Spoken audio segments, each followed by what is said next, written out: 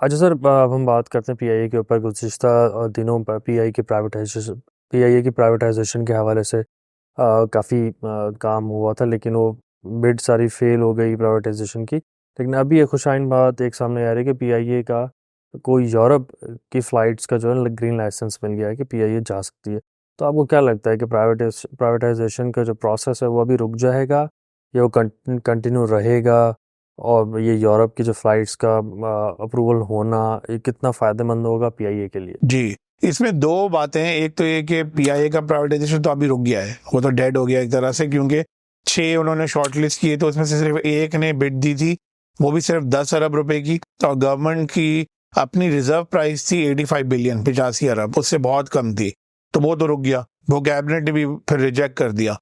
दूसरा, इसमें आपको पॉइंट देखना है कि ये बैन जो अभी लिफ्ट हुआ है, ये आया क्यों? ये तब आया था जब पीटीआई गवर्नमेंट में जो एविएशन मिनिस्टर थे गुलाम सरवर खान, उन्होंने parliament, floor of the parliament में बोल दिया, पॉलिसी स्टेटमेंट दे दिया कि पीआई के ज़्यादातर पायलट्स, पाकिस्तान में ज़्यादातर जो पायलट्स हैं उनके टेस्ट उन्होंने चीट किया एग्जाम में।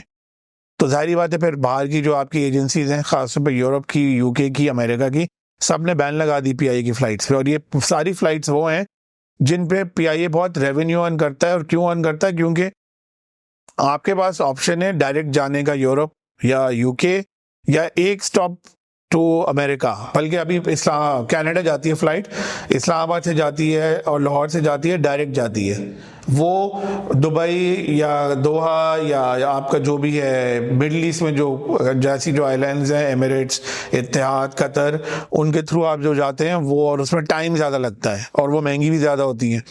तो अगर अब पीआईए का अगर बैन लिफ्ट हो गया है, जो हो गया है फॉर यूरोप, नॉट यूके, तो सारी जो आपकी यूरोप में जो फ्लाइट्स पहले जाती थी, पेरिस, एम्स्टर्डम, ओस्लो, रोम, मिलान, बार्सिलोना, जहाँ पे सारे शहरों में पाकिस्तानीज, इन ममालिक में पाकिस्तानीज काफ़ी हैं और डिमांड काफ़ी है, तो ये पीआईए के लिए अच्छा है एक्चुअली कि उनकी डिमांड, उनकी मतलब रेवेन्यू बढ़ेगा।